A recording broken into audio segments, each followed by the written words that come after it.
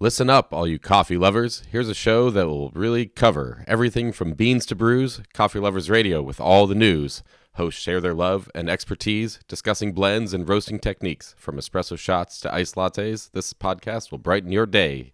So grab your cup and take a sip. Tune in and let the hosts equip you with the knowledge and caffeine. Coffee Lovers Radio, a podcast supreme. Welcome to Coffee Lovers Radio. Today we are discussing the exciting changes that have been happening with Conduit Coffee and how they have been preparing for the spring season. We'll also be talking about our personal lives and what coffee we are enjoying today. We'll start by introducing ourselves and giving a brief overview of Conduit Coffee. Who actually says this in an intro? I'm going to cut that out. Whatever. Let's get started by sharing what coffee we're enjoying today and why it's special to us. Stay tuned to learn more about Conduit Coffee's preparations for springtime. And I'm Jesse Nelson. It's good to see you, Joseph. Good to see you, Jesse. We asked Albert to write us some. You asked Albert to write you a ditty. I asked him to write me an intro. And as I was talking through the intro, I thought, this is dumb. And I didn't want to read it anymore. Yeah, I read mine first to see if it was going to be too dumb. Yeah. AI is fun to mess with. I think we just did an episode about that. Yeah, we did. I'm impressed that it knew what ditty meant. That's kind of fun. Yeah, that's pretty good. Now we were talking about this before recording, but like it's a useful tool, but you really gotta know like how to wield the tool to get like reasonable material from it. And it does a good job though. Like I'm used to using it with my work. I talked about this on the show. Does a good job of just taking care of a bunch of just like grunt labor that I don't really need to be doing, but which needs to get done, you know? Yeah. Anyway. Kind of use it for some writing prompts every once in a while. And this show's not about AI. We kind of mentioned that in the intro. Oh yeah, it shouldn't be. No. What coffee are you enjoying? Oh, actually, I have a lovely cup of coffee I've saved just for this day. A good friend of mine, another coffee connoisseur out here in town, gifted me with a couple small amounts of some beautiful coffees. Nice. And the one that I didn't save because I was too excited was the Bolivia E194. And I don't know if you remember that, Joseph, from like 8 years ago. Definitely. Lovely coffee. So that was fun. And then this is a wonderful, I forget the name, but it's in El Salvador. It's kind of a medium roast, but it's very smooth and super sweet. Little papaya. Nice. Yeah. How about you? I have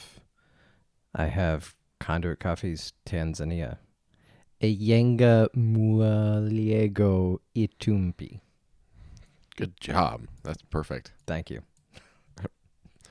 How far off was I?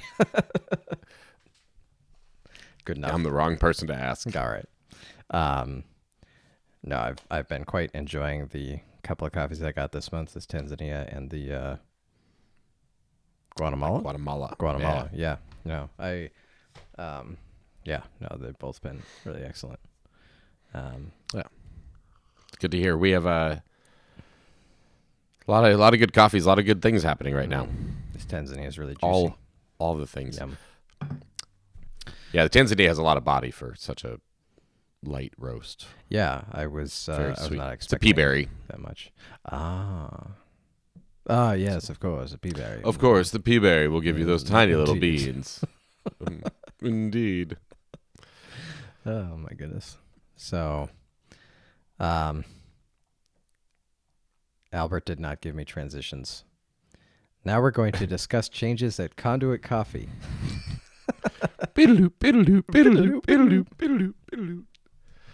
Oh boy. What's been going on, Jesse? What's been happening?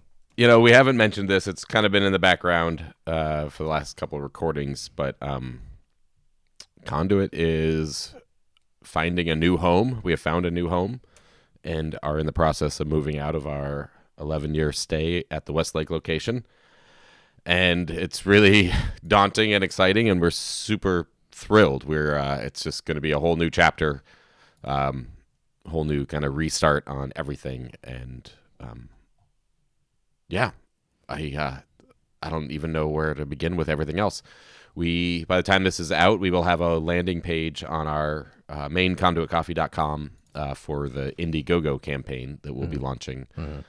Eventually, that will be an Indiegogo campaign page, but the placeholder will be up with some information about what we're trying to do, and kind of just reaching out there. We're going to have a heck of a lot of good fun bringing everybody together and selling some art and doing some cool events and build out kind of the coffee cupping education lab and roasting space that we've always wanted. Yeah, getting back to the heart of Conduit, it sounds like.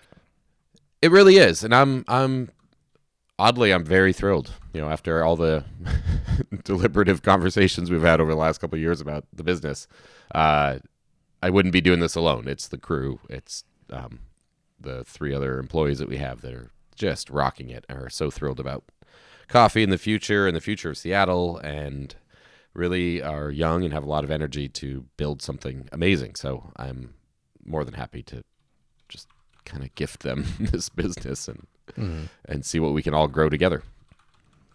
Do you want to talk about what precipitated this, or do you just want to look forward to the future at this point? Well, I don't want to dwell on it. There's a lot of emotions. We were blindsided a little bit by our landlord deciding not to renew our lease. With, been there 11 years, so we were kind of assuming. And not a lot of discussion, but we had less than 2 months notice. So we scrambled, but like so much that we go with at Conduit, the serendipity fell through bubbled up, and gave us this incredible new space and new partnerships. And I don't know, now we're suddenly more excited than we've ever been. Yeah. Plus, I'm cleaning out 11 years worth of clutter in that garage, and that feels really good. There's a lot of stuff. Some of the old remnants of podcasting together up there, and yeah, well, all the big parties and bands and everything. It was a very interesting organic space, and I almost feel like we got to do this in another episode to do it justice, but like I almost feel like we should take a trip through time and talk through sharing the story of how Conduit like came to be and evolved and that kind of thing. But I mean, I just have memories. I think I came in about a year into what you were doing, and you had already, or you were expanding outside of that back room already. But ever since the beginning, you started in that little back room, and you were just kind of slowly expanded and added things and transformed and made it bigger. And that space and was brought people in, and right. That space fell in our lap, and it was a big space, an awkward space that definitely wasn't very clean. That's one of the best things I'm feeling about all this is getting the heck out of there, honestly. Yeah. No, the building needs a lot of maintenance. There were challenges with that old building. Yeah, it was, all the gutters and maintenance and all that kind of stuff. So that was largely in my lap, and nobody else really could do that. So it's going to be good.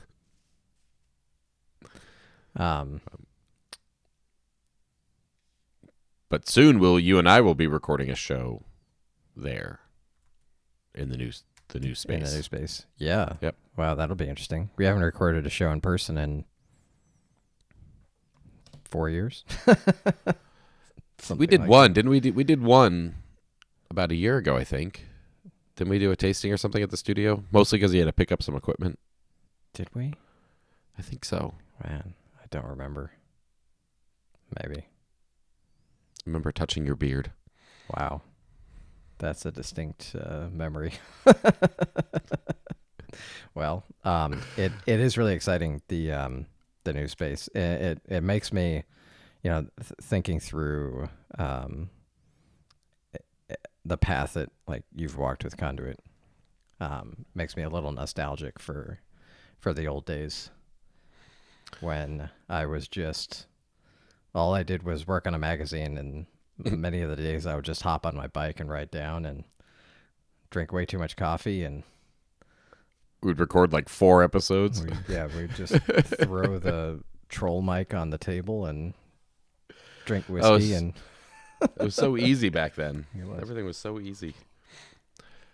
Well, we've been through. Yeah, the nostalgia is definitely a big part of it. Kind of compartmentalizing a lot of the emotions about the space, and the time spent with my dad building it out, and all all the good memories and all the people in that neighborhood. But also things change, and that's okay. Yeah. And Nothing will change the memories. And Right. now you get to enjoy this transition to a new chapter kind of thing. Yep. So it's exciting. that is pretty exciting. Yeah. I do not have anything quite as exciting in my business at the moment. I'm just rolling along slowly.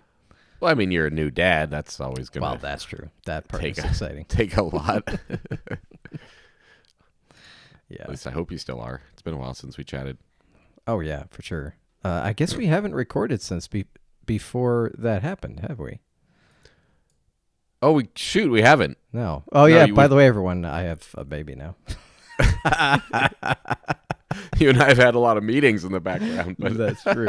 We have been talking quite a bit, but we just haven't recorded since January, and it's towards the end of March now, which is kind of wild. But yeah, and that whole algorithm AI podcast is out of date 2 weeks after we recorded it. well, yeah, naturally. Well, it is Now- and it isn't. Like as I listened through it, editing it, while it's based on technology that's out of date already, I mean, the stuff that we talked about is still very much relevant and probably will be for a long time. But that's a whole nother subject, I guess. Maybe we get back to AI in the future. I guess that's the themes for the year. I still like the idea of trying to leverage it for the show just to make some of the things easier, but so far it's just been an amusement. It hasn't actually helped. Like, No, it I've gives got us an some funny outline for prompts. this episode, but so I we're kind of on this section of discuss changes at Conduit, and it says, I never would have written a ditty for the we show. haven't written a ditty. Yeah, especially not in the 2 minutes while we're pre-recording. Well, we can't ask guests to share their thoughts on the changes. I mean, I guess we can. Yeah, If you have thoughts on the changes, go to coffeeloversradio.com and let us know. yeah, it'll be fun. You'll be hearing a lot more about it for sure. And if you follow Conduit Coffee on all the social medias, we'll be posting that. We're thrilled. We're thrilled Yeah. to just take this opportunity. Yeah. This fits very well. So, as obviously as I just said, I have a baby now, and that's given me some really interesting. What's the right word? No, context isn't really the right word. It's like the framing of everything is different. Like everything that I do and think about has like a different meaning in a lot of ways. I don't know. I find it really hard to explain, but simply that. And it's like a deep feeling. It's not like a logical thing. It's not like, oh, I have to work harder because I have a baby now. Like I don't even feel like I need to work harder. But even the way I think about and do my work is like altered because of him. Yeah. I mean, No more although shenanigans hanging out. there are. I mean, I would still enjoy that, but I mean, there are days where all I want to do is just like sit there and stare at his face. You know. That's cool. But I can't do that. that's not really. I don't have being self-employed freelancer. Basically, I don't have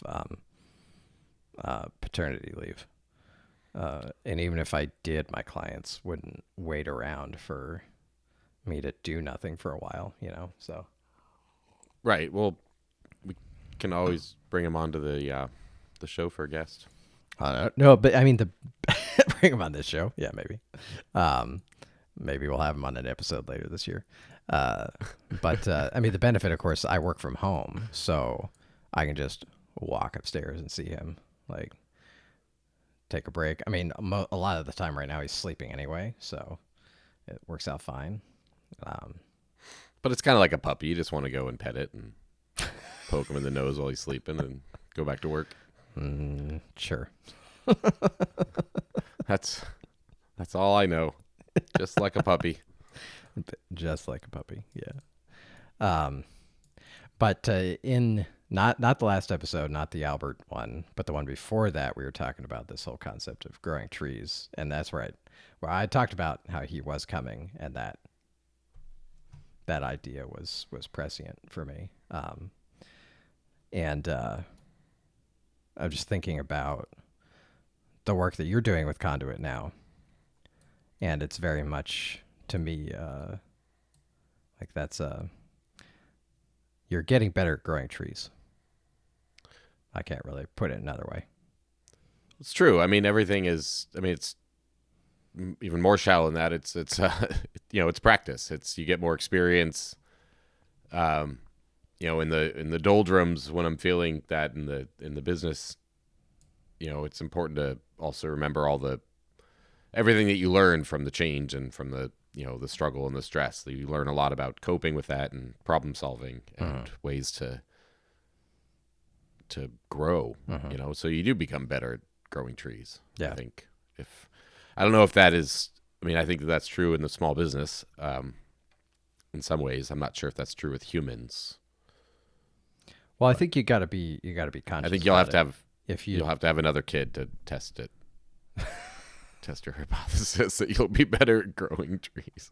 Well, I think so. Okay, this is not in the outline, but I'm going to dive into it anyways because I've been thinking about that a whole lot. When I think about becoming better at, let's replace growing trees with raising children.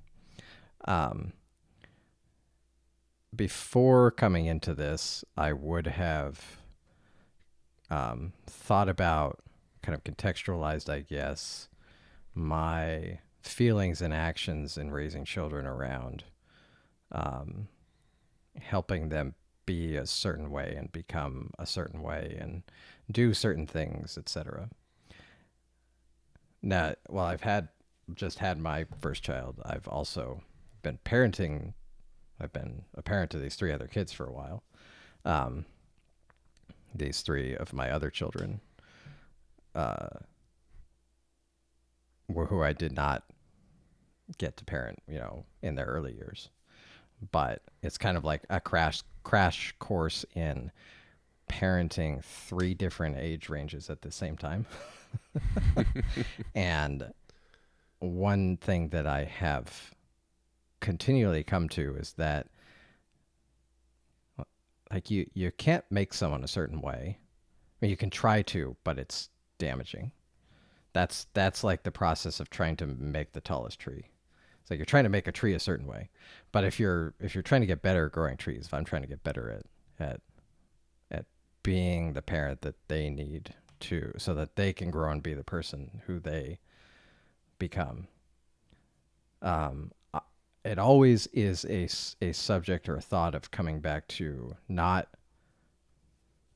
changing anything about them or their behavior, but about my own. So that's been like the major reframe.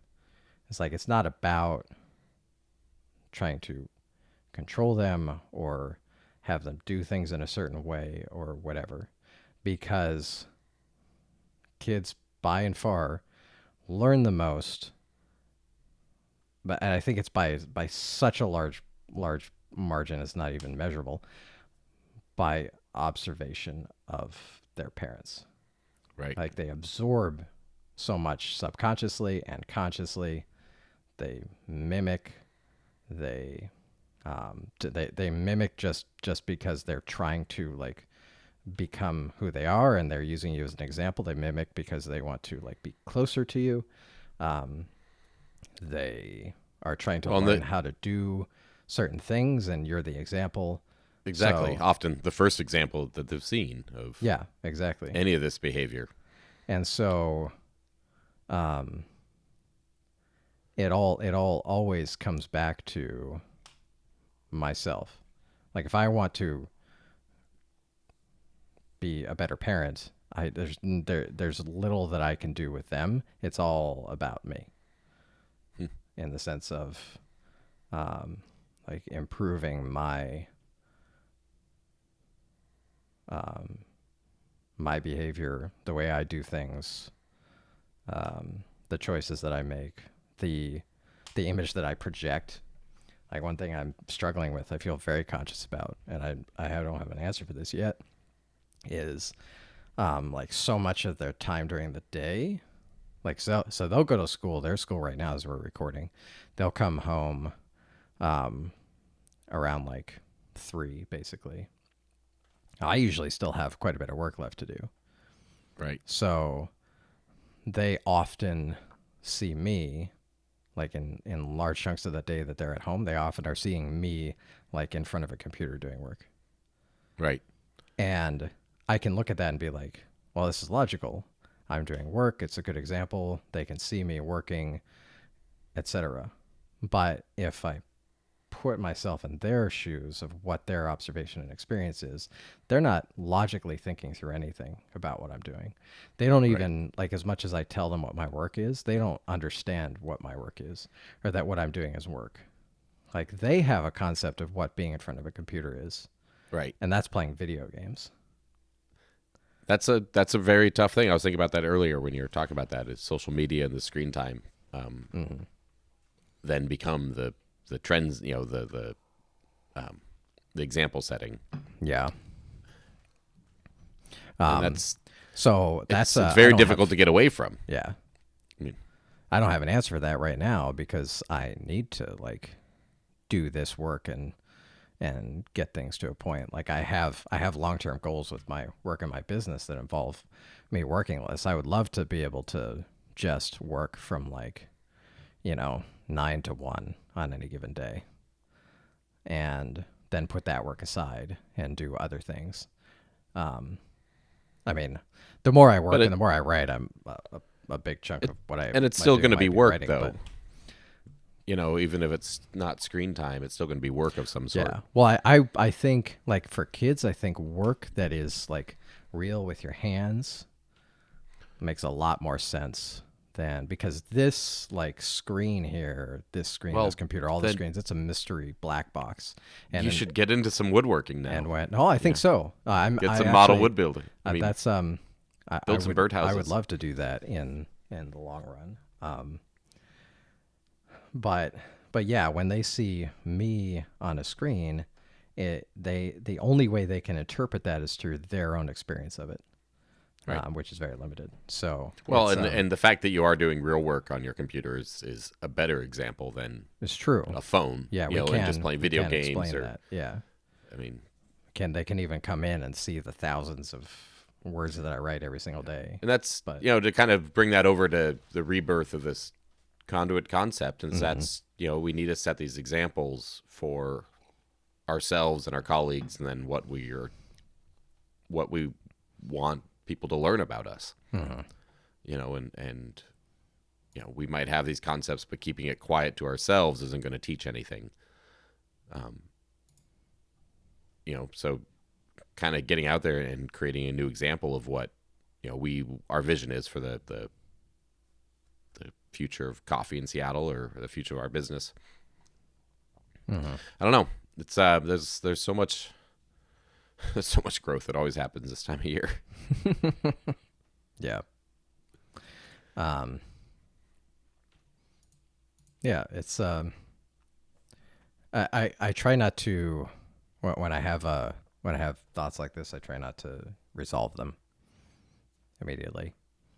This is I think we talked about this on past episodes, but when presented with like an unknown, like here's a challenge, here's a thing I want to change, one naturally is driven to try to complete that unknown, to like solve that problem, to find the answer, to finish the query. It's like very uncomfortable to sit with something like that you want to change. So yeah, I try to not do that. I try to just be comfortable not having the answer. That's true. I mean, part of that is being okay with the change, not necessarily needing the final outcome complete. Changes, kind of going with the flow, keeping your mind open to the, thinking about these concepts and growing will change, but they aren't necessarily ever going to give you the final answer about it, ever. Yeah. I don't know. We'll never know the final answer, except 42.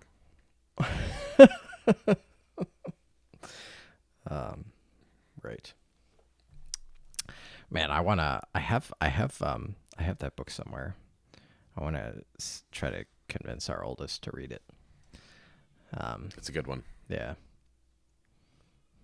But here we are. Springtime? We haven't talked about springtime at all. It's a really great time for all this stuff to happen because we've just come out of winter and now there's new growth. Right. I mean, that's kind of the shock of it a couple months ago with this change, was just that we're so ready to tackle all the fun and big stuff coming up. Mm-hmm. And now we just have a giant monumental task, and then we're going to be in such a good place to really take advantage of the whole summer coming up. Yeah. Are you going to have spring blossom still? We're working on it. Yeah. A few weeks have just sort of disappeared. Yeah. For sure. I always look forward to your seasonal blends. So yeah, it's going to be good. I was actually just perusing some of our options for that. Yeah. Oh yeah. Well, like you said, setting these examples, and if I can think about Joseph enjoying the cup of coffee and enjoying the coffees we might have and what we can talk about, then it's a good reason to find some really delicious coffee and roast them really well and do our end to share that story. Yeah. So ever since I basically stepped back from the magazine and we've been focusing more on business in recent years, and I feel like I've become less like, I don't know if obsessed is the right word about coffee, but also in many ways more appreciative of good coffee. More appreciative in the sense that I just like to sit down with good coffee. It's like to be able to have a good cup here and enjoy life with it. And that's it. Yep. I love sharing it with people too, if given the opportunity. That's been hard in recent years, but that's it. Just like this good coffee. Yeah. And well, sometimes the story's interesting too, but exactly. That's kind of one of the foundational pieces that we're going to work on building out with our new space is for people renting the equipment or coming in there for tastings. It's really about sharing that coffee, setting up a nice lab space that people want to come in and use and share what they're roasting or what they're learning. And oh man, I have a question that we might need to edit out. But, yeah. Hold on. Just so I have that mark on the recording. You're going to be pretty close to Intrigue, aren't you? Yeah. That's it's pretty like awesome. A 15-minute walk. We're actually there's a few collaborations that we've been sort of putting off, partly because of the pandemic and partly my own exhaustion. And Intrigue is one of those. So Aaron and they don't know that they don't know what's coming. But yeah, they don't know what's coming. Well, yeah, we're in a great location, and because we don't quite have the space to do all the extra stuff, which is great. We don't have to worry about it. We're going to start expanding and doing more pop-ups and working with partners. Yeah. And Intrigue is on that very short list of people. Yeah. Oh, Intrigue is one of my favorite businesses in all of Seattle. They do awesome stuff. Yep. Yeah, I mean, I don't need to tell you, but I'll link to them in the show notes. Intrigue Chocolate. Yeah. Buy some chocolate from them. You will be pleased. They have this beautiful variety pack of their bars. That's just one of the most wonderful gifts. It's bright colored. All the wrappers are bright color, and it just is. I got to get that. I don't think I've gotten their straight up chocolate bars. I always get their little the sample truffle things. What are the truffles? Yeah. Try the chocolate bars. Yeah. Yeah. I gotta do that. It's been a while. All right, well, here we are. Springtime, new growth. Yep. Getting better at growing things. Enjoying life. Growing those trees. I mean, everything's really great. Looking forward to it. I think next time we record an episode, there's going to be even more good stuff to report. Yeah. Probably the Spring Blossom Coffee. And check us out at conduitcoffee.com. If you want to support us, prepay on a subscription for a friend. Get some good coffee in their hands. Yeah. Oh, man, coffee is such a good gift for people. Like, if you know someone who, like, enjoys drinking coffee, like, at all, just get them some good coffee. Yeah. That's it's such an easy gift. That's such a good one. Yep. Drink Oh, better yeah. coffee. Do I have an outro? Oh, we do. All right. Albert Gritham. Albert's gonna talk us out. In conclusion, we hope that you have enjoyed this episode of Coffee Lovers Radio. We discussed the exciting changes happening at Conduit Coffee and how they have been adapting to the changing times. We also shared stories from our personal lives and which coffee we are currently enjoying. We would like to thank you for tuning in and invite you to check out the various ways that Conduit Coffee is preparing us for the upcoming spring season. Thanks again, and until next time, stay caffeinated. Yoo-hoo. I like that the AI makes you talk like an AI bot. Yes. So, that's a requirement, I think, if I read AI text. And it misses the opportunity for puns, like changing grinds, and I don't know. That's a good point. I wonder... humor and art. I will see if AI can ever do it. But I think it can. I think I just have to get better at my prompts. That's true. Anyhow, let's... There we go. CoffeeLoversRadio.com, everyone. Cheers. Cheers.